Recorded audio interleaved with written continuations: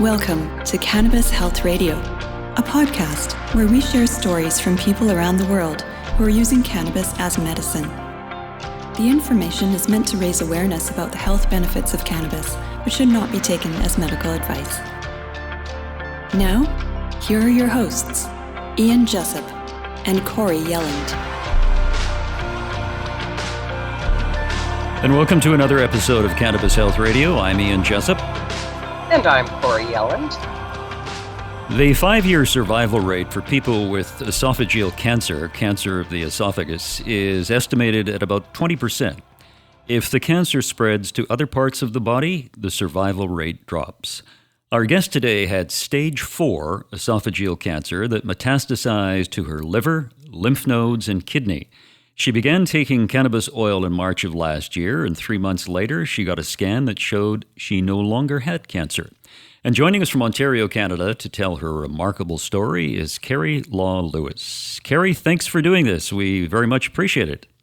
Thank you for having me. Now, you were first diagnosed in October of 2019, but didn't start taking cannabis oil until March of last year. Did you have any other treatments during that time?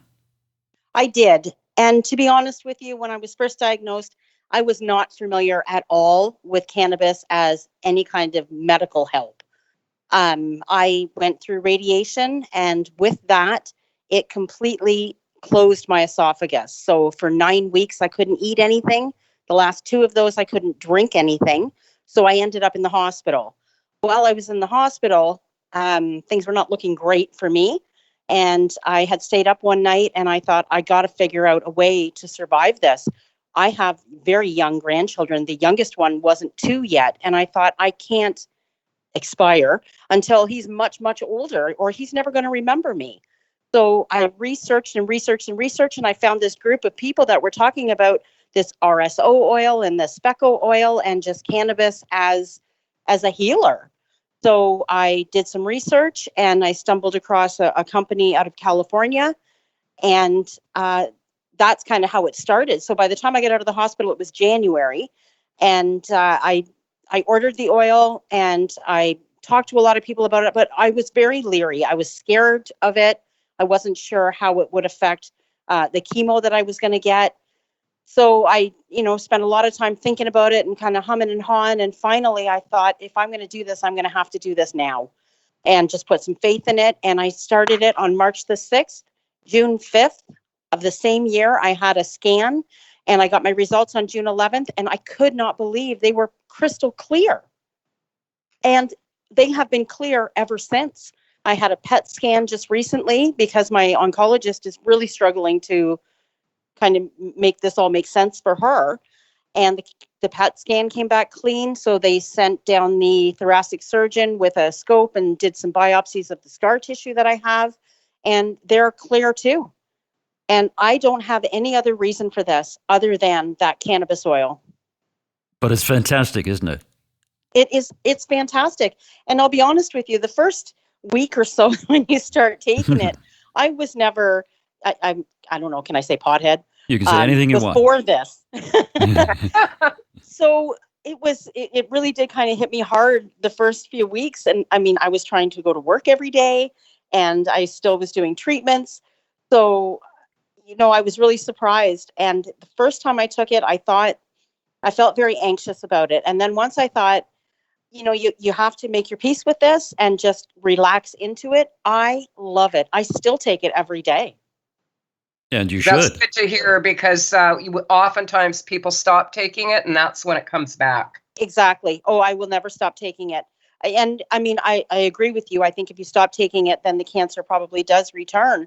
But I just love the effect it has on my overall life. I'm calmer. I'm happier. I'm more patient. So besides eliminating your cancer, it's made you a healthier individual. Absolutely, it has. It sure has. Yeah, I love it. I sleep better. I eat better, which maybe isn't always a good thing, but but yes, I am far healthier taking that oil than I ever was before. I take 0 medications. None. It helps me with the neuropathy that I have from the chemo that I took. And I also believe that it works to help your good cells while you're doing chemo. I think it protects your good cells while helping the chemo fight the bad cells. Because I went to the eye doctor after I had all my chemo done, zero change from my eye scans before I had cancer.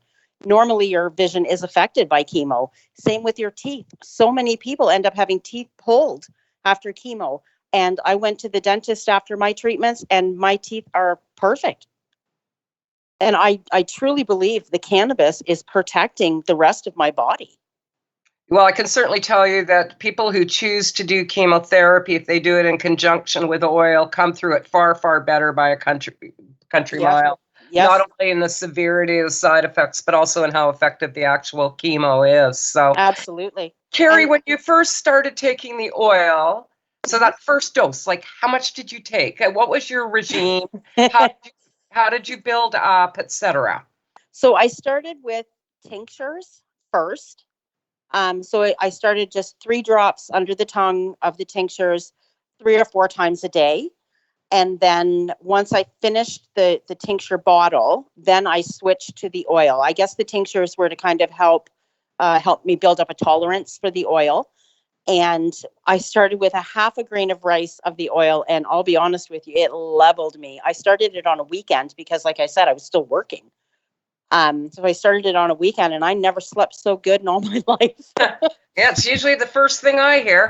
Yes. So I started with a half a grain of rice for 3 days, and then a full grain of rice for 3 more days, and then 2 grains of rice, and sort of built up as I could tolerate it. So there were some times when I didn't increase after 3 days because I was kind of struggling with it a little bit. So I waited at the extra 3 days and then took it. But people that I talk to now that are just starting it, my best advice to them is just stick with it. Stick with it. Because, in the beginning, it's a little bit confusing because you are sort of out of it a bit and you're sleeping more, but it is working. The more you sleep, I think the better it works. Yeah, sleep is very healing. It is.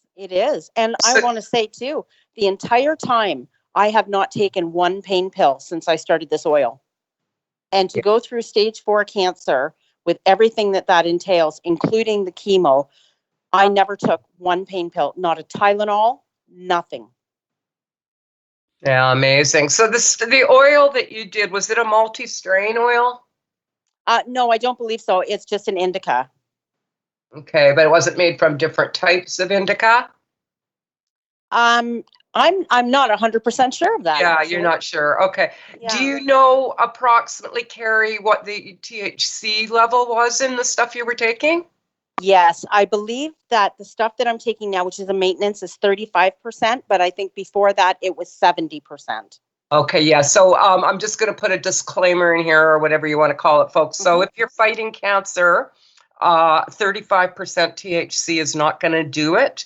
Okay, so you want that second number that Carrie mentioned. I generally tell people 60% THC or higher if you're actually actively battling cancer. Carrie, does your family, how did they react to you taking cannabis? Well, they were okay with me trying to save my life because at that time, things weren't looking great. I think that they were on board with it, but I think my parents maybe had some hesitation about it just because of the weed thing. Mm-hmm. Yeah. Right. But I'm telling you, everyone I speak to now is a believer in this oil.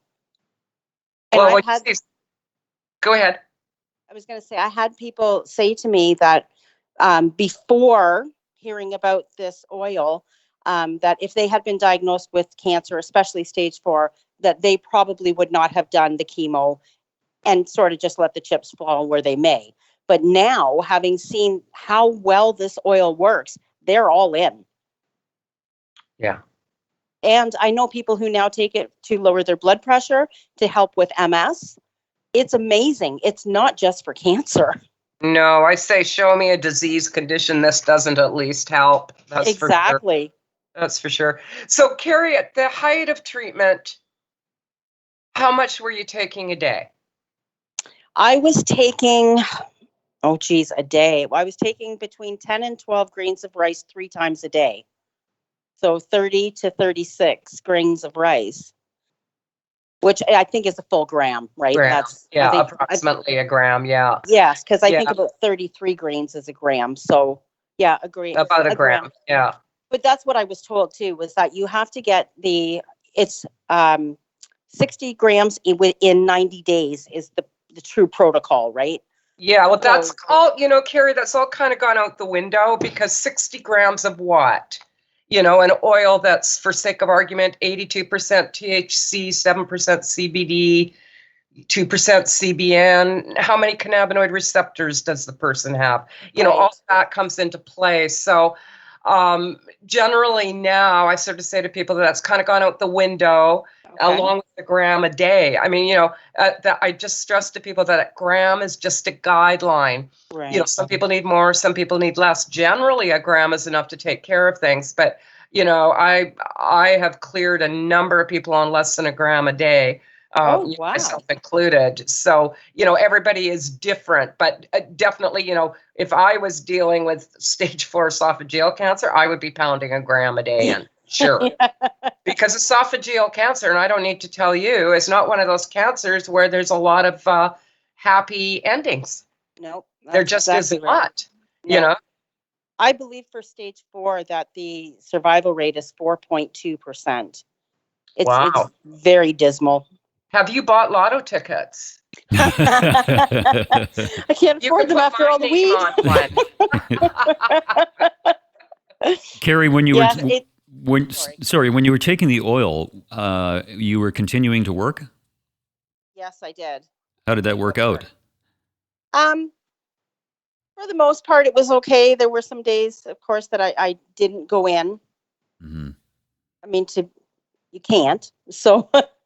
Yeah, what I'm hearing from you so far is that you did this all orally, Carrie? I did. Yes, I did. Okay. Yeah. I had like the worst of the cancer was in my liver. It was several large masses covering my liver. So I wanted to make sure that I was taking it orally so that it would go through my liver. Mm-hmm. It'll go through your liver if you do it suppository too, just not on the first go around. Oh. Yeah. Now, Boshidar Radishnik from Slovenia, we had him on our show a while ago. He works a lot with cancer patients, and he's been very successful with liver with just suppositories. Wow, that's good to know. Didn't he say, Corey, that it's 200 times more effective using a suppository? It's 100 times stronger. For THC for rectal application and 250 times stronger for CBD. Oh. Wow. Yeah. That's very recent new knowledge out there, Carrie. That's it's very new. Just in the last few months, we've discovered that. So. Wow, that's amazing. Yeah. So, Carrie, did you make any lifestyle changes? Like, did you change your diet? Did you do detoxing at all? Did you meditate? Did you do any other things besides take the oil? I did. I did some Reiki. I did some yoga. But as for like eating and things like that, obviously I wasn't drinking anything because my liver was in such bad shape. That's the biggest change, I guess, is that I don't drink that much anymore. But as for food changes, because I had gone so long without eating, the nutritionist that I had just said, eat whatever you can get into you. Now I'm more cautious of what I eat. I try to stick to a lot more fruit and vegetables than I had before. But other than that, I really didn't make too many changes. Carrie, I want to go back to something you said initially, that the radiation closed your esophagus. Mm-hmm. Tell us what that was like. Well, I mean, when you first get esophageal cancer, one of the first symptoms is that you kind of struggle to get food down. You can swallow fine. There's nothing wrong with your throat. But then it gets to kind of where your esophagus, my cancer was where my esophagus met my stomach.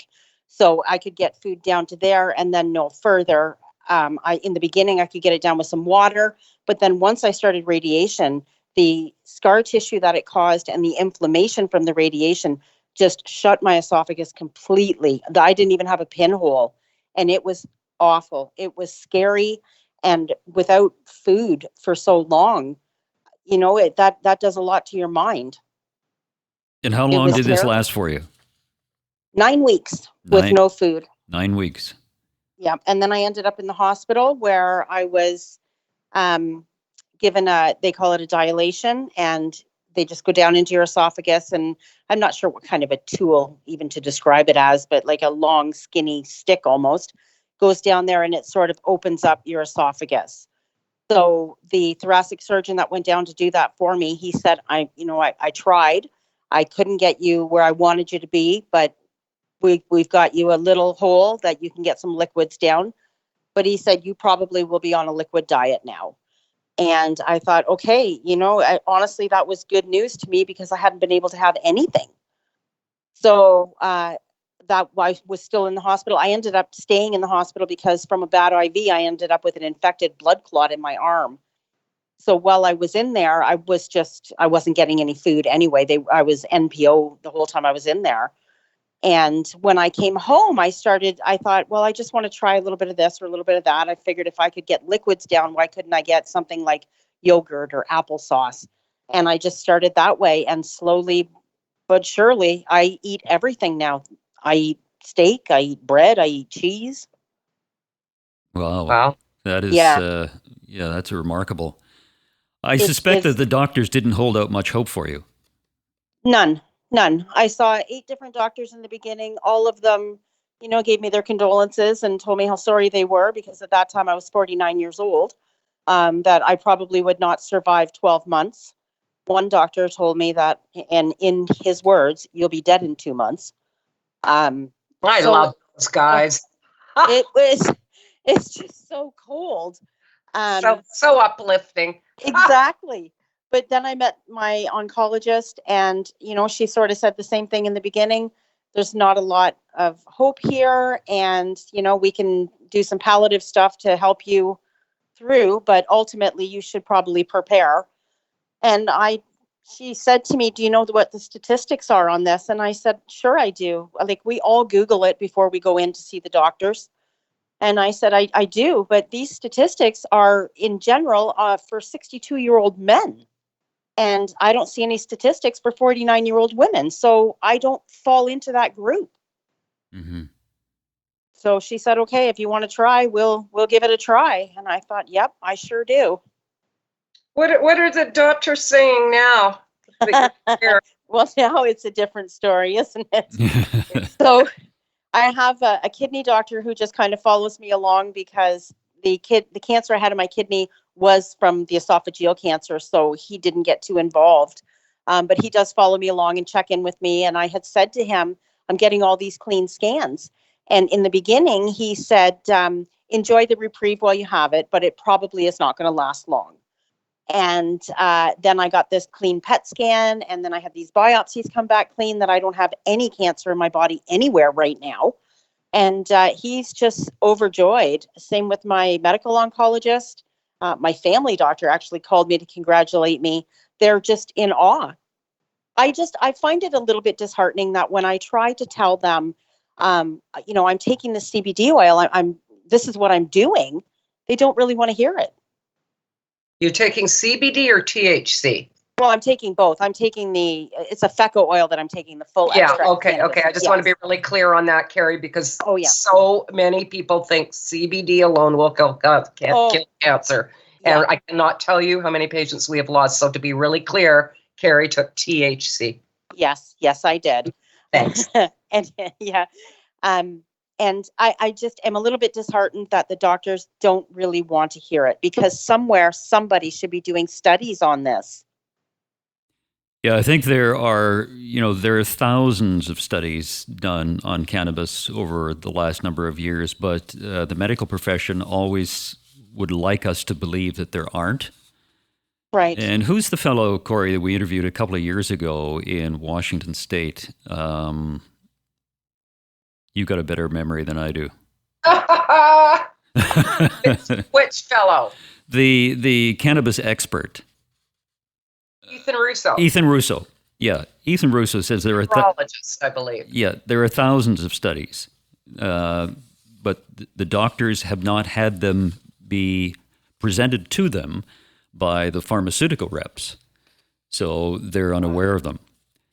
Wow. Carrie, let me ask you a question. When you had your very first scan, and the doctors said that there was no sign of cancer, people we've talked to have always said there's this scan phobia that people have. They're very scared of getting scans because Anxiety. Anxiety, yeah. Phobia, anxiety, yeah. And the doctor told you that there was couldn't find any cancer. Tell us your emotional reaction to that. I cried. I cried so hard. I was terrified. Because, and as dumb as it sounds, when I had a scan previous to doing the oil, and they said that there was still cancer in all the spots that there was before. It seemed to be better, but was still there. At least I knew what to do with that. I knew that, I would keep taking the chemo and I would keep, plugging ahead. When she told me there was nothing there, and she said, we're going to discontinue chemo because there's nothing there right now, it scared me. I was terrified. I was thrilled. Don't get me wrong. I was absolutely thrilled. But I was scared because I thought, if they don't do chemo and they, it's going to come back. How am I going to stop this? And that's when I really had to put my faith in this Speco oil that I was taking, because that was going to be my safety net. And it has worked. It's been well over a year now, and my scans are still clean with no medical intervention. The only thing I'm doing is this oil. So, I still get a lot of phobia when the scan time comes. But as these scans go on, I feel a little bit more confident. Like I'm a little bit more relaxed, and I think I feel great. So I have to go by that too. But the scans, I think, will always be scary. I think once you hear the big C-bomb, it's always in the back of your mind. Yeah, any little twinge you get or whatever. I've talked so often with people that have had cancer. That's automatically where your mind goes. It is. Yeah, it is. Although I feel better about it now than I did after the first scan. I was a little bit concerned when they went down to do the biopsies, and they said, they wanted to go through the scar tissue and see, because that's probably where it would come back, because that was the primary. And I had the biopsy done on June 24th, and I didn't get my results until July 26th. That was the longest month of my life. That was a long time to wait. It is. Yeah, in Canada, we don't, I know in the US that when you have a CT scan, you get your results oftentimes the same day. That never happens here. Yeah, you also have to pay for that in the US. Oh, yeah, it's free here. So I'll wait.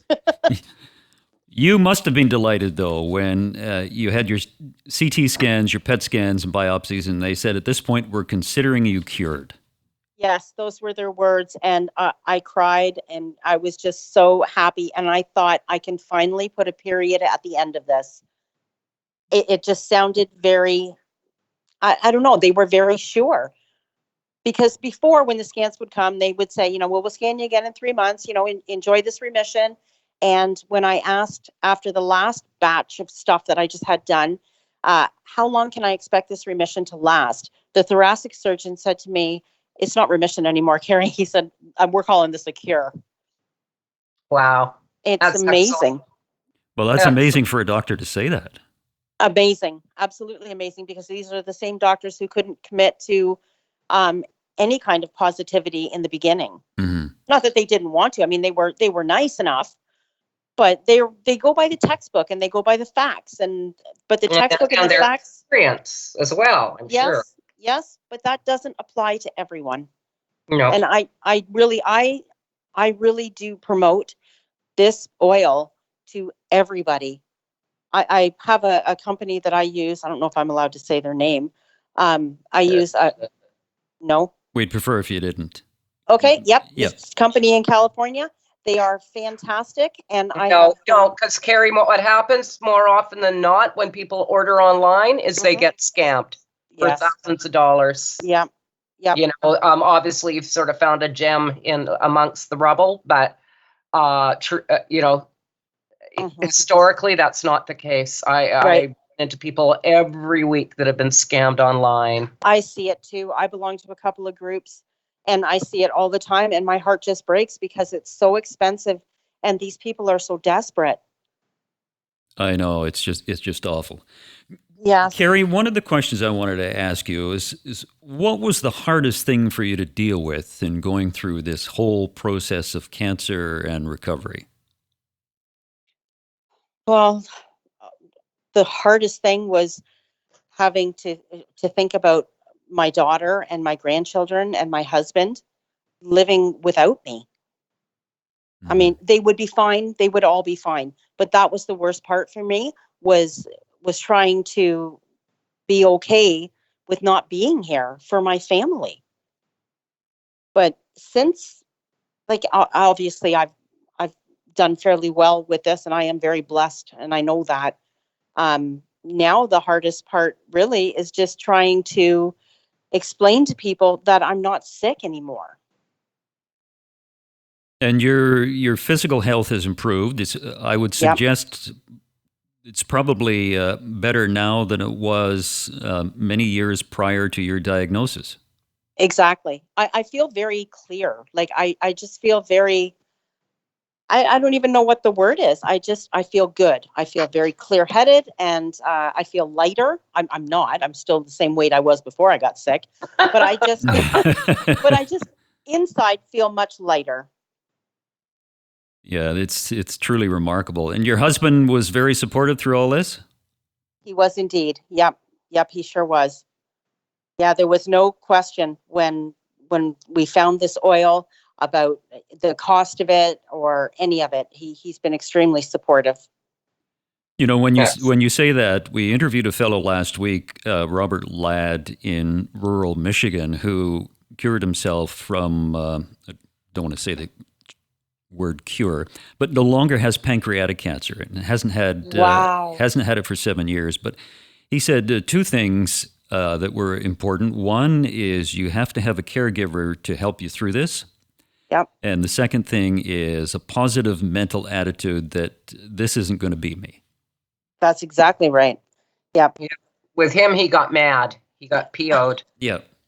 Yeah. Well, you know what? Sometimes that gives you the strength you need. Yes.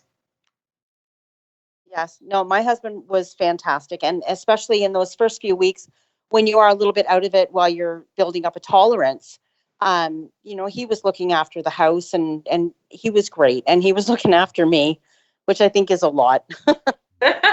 His stoned wife. Yes. Yeah.